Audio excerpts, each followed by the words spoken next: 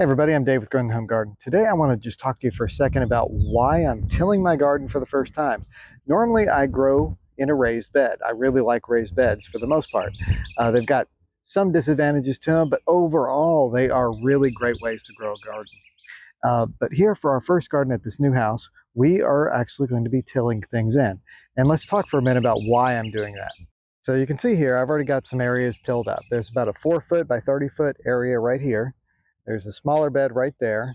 There's going to be a bed over here, and I want to extend that one a little bit further out.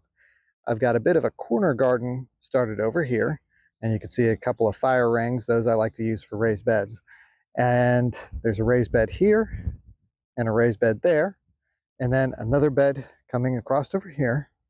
And then in the back, there's going to be, and partially dug in there, is an L-shaped bed that then extends all the way down the side of where the garden will eventually go. We'll end up with a fence and everything over there on that side because we've got deer in the area.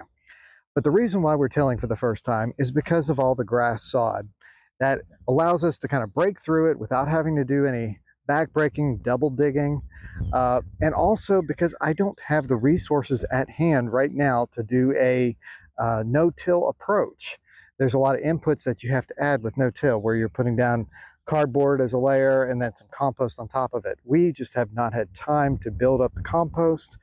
We could go and purchase some, but then you're bringing something in that you don't know where it came from necessarily. So for right now, what we're going to try to do is do in-ground beds to start with, and then we will gradually add inputs on top of it. We'll use things like grass clippings and leaves to help build up organic matter in the soil, because the organic matter is really, really important.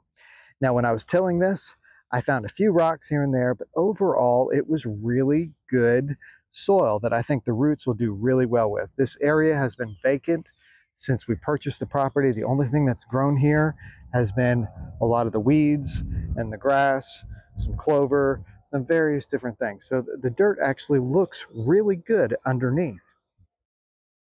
Now we took the excess sod and brought it over here into a depression in the ground where we're putting in a dry stack stone wall using just some of what we found here on the property as far as the rock goes.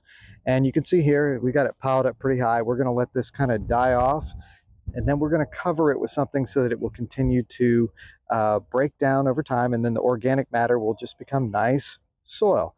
This will be a perennial bed. We'll do some things like salvia and Russian sage and just some things that we like that bloom that'll bring in the pollinators. You can see over there we've got some blocks and different landscaping stone that we've used in the past for raised beds and other things. So we'll incorporate that back into this garden here. And of course we've got the fire rings, which we're going to use probably for some potatoes and grow those as raised beds. And I'll do another video on how I want to do that here very soon. So overall, this is an initial start, but it's probably the only time I'm actually going to use the tiller in this location. I may use it in other spots to start new beds, but that's how I like to use a tiller, is to use it as a way to start a new garden rather than a way to just continually maintain it. Because tillers will eventually break down the soil structure, they'll go as deep as they can and then create a hard pan layer at the very bottom.